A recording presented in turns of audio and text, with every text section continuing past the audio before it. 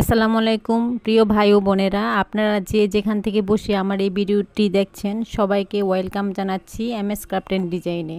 আজকে আমি একটি ডিফারেন্ট ভিডিও আপনাদের সাথে শেয়ার করতে চলে এসেছি।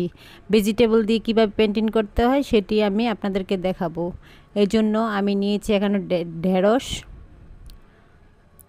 আর নিব আলু।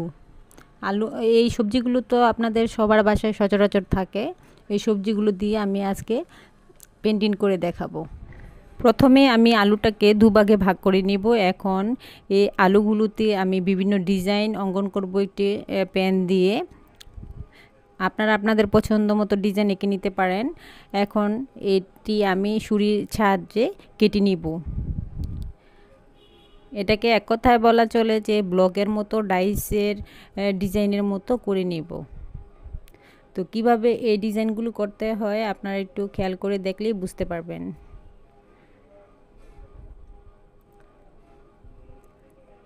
এভাবে আলুর নিচ পর্যন্ত আমি একটু কেটে নিব, তাহলে আমার ডিজাইনটি হয়ে যাবে। এর মাঝখানে আমি একটি রেখা দিয়ে নিব, সেগুলো এখন কেটে নিব। আসলে এই কাজগুলো বলে বোঝানো যাবে না, আপনারা দেখে যদি বুঝতে পারেন তাহলে তো সবচেয়ে ভালো হয়। কারণ এই কাজগুলো একান্তই নিজের বিষয়। এই ডিজাইনগুলো আপনারা নিজের ইচ্ছা মতো করে নিতে পারবেন। জাস্ট আপনাদের বোঝার সুবিধার্থে আমি একটি ডিজাইন করে দেখাচ্ছি। এই যে ফাইনালি আমার এই ব্লকের ডাইসটা হয়ে গেল আলু দিয়ে। এখন আমি ঢেঁড়সটাকে মাঝখান দিয়ে কেটে নিব।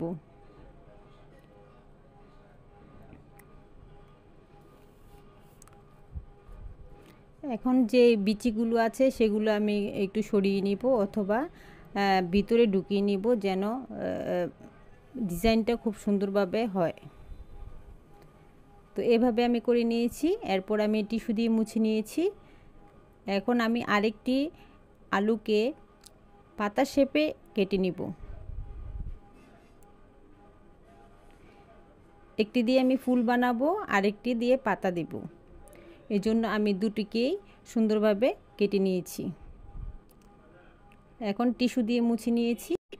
এই পর্যায়ে ভেজিটেবলগুলো ব্লকের জন্য পারফেক্ট হয়ে গেছে বা রেডি হয়ে গেছে। এখন আমি একটি কাপড় নিয়ে নিব। এখানে আমি একটি সুতি কাপড় নিয়েছি অফ হোয়াইটের। এখানে আমি একটু হালকা বাটিক রং লেগেছে, এটাতে আমি আজকে পেন্টিং করে দেখাবো। আর পেন্টিংয়ের জন্য এখানে আমি অরেঞ্জ কালার এবং একটু লাইট অরেঞ্জ কালার নিয়েছি, আর একটি ফোম নিয়েছি। ব্লকের জন্য সবচেয়ে ভালো হয় ফোমের মধ্যে রংটা লাগিয়ে নিলে। তো আমি এভাবে লাগিয়ে নিয়েছি। এখন আমি একটি তুলির সাহায্যে ভালো করে রংটাকে ব্লেন্ড করে ফোমের ভিতরে ঢুকিয়ে দেব। তারপর আমি অনেকগুলো এখান থেকে রং করতে পারবো। এভাবে এখন ডাইসটি দিয়ে আমি রং লাগিয়ে নিব। দেখুন আমার এই পটেটোতে রং লাগানো হয়ে গিয়েছে। এখন আমি কাপড়ের মধ্যে বসিয়ে দিব। এই যে আমার একটি ব্লক হয়ে গেছে। এখন এভাবে আমি একটি ফুল করে নিব।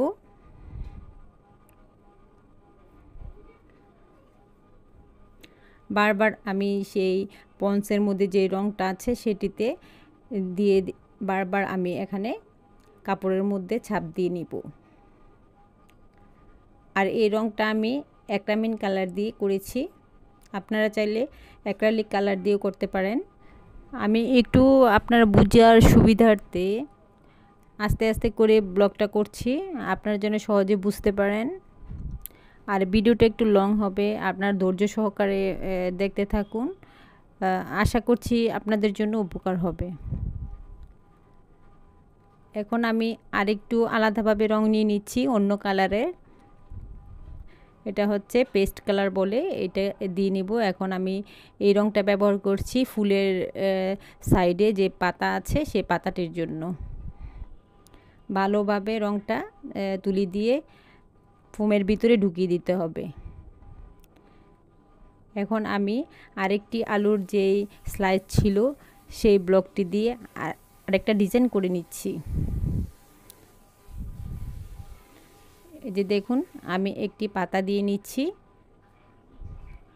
এই তো একটি দেওয়া হয়ে গেছে। এভাবে একে একে আমি সবগুলো পাতা দিয়ে নিব। আপনারা আপনাদের পছন্দ মতো বিভিন্ন ডিজাইনের ডাইস তৈরি করে এই ব্লকগুলো করতে পারবেন।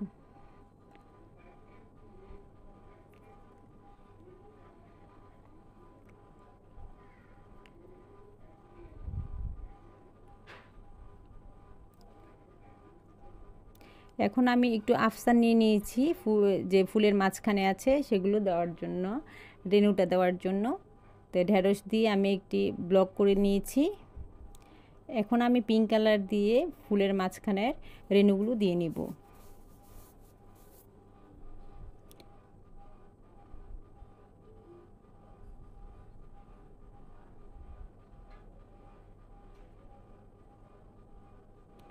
এইভাবে করে আমি পুরো ফুলের ভিতরে রেণুগুলো দিয়ে নিচ্ছি। ঢেঁড়স দিয়ে অনেক রকমের মোটিভ করা যায়। আপনারা চাইলে আপনাদের পছন্দ মতো বিভিন্ন রকমের ডিজাইন করতে পারবেন। এখন এর মাঝখানে আমি আবারও একটু আফসান দিয়ে ডট ডট দিয়ে নিব। এখানে আমি একটি কটন বার নিয়েছি, সেগুলো দিয়ে এই কাজটা করছি।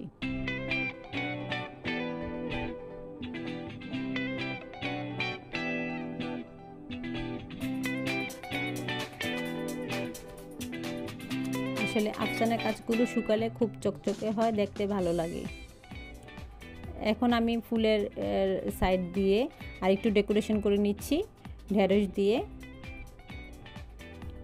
তো আপনারা দেখতে থাকুন আমি কিভাবে এই কাপড়ের মধ্যে বিভিন্ন সবজি দিয়ে ব্লক পেন্টিং করি। আর এই সম্বন্ধে যদি আপনাদের কোনো কোশ্চেন থাকে আমাকে অবশ্যই কমেন্ট বক্সে লিখে জানাবেন। আমি চেষ্টা করব আপনাদের কমেন্টসের উত্তর দেওয়ার জন্য। আর আমার ভিডিওটি যদি আপনাদের ভালো লেগে থাকে একটি লাইক দিবেন, আর বেশি বেশি করে আমার এই ভিডিওটি শেয়ার করে দিবেন, তাহলে আপনাদের কাছে কৃতজ্ঞ থাকব।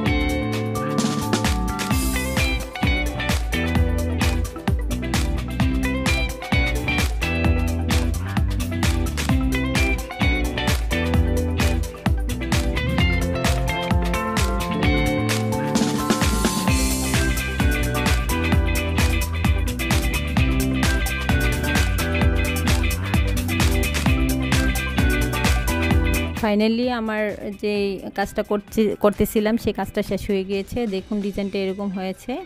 এখন আমি এই কাপড়ের চারপাশে কিছু লেস দিয়ে ডিজাইন করে নিব। এখানে আমি এই লেসটা ব্যবহার করেছি। এখন আমি এটা সেলাই করে নেব।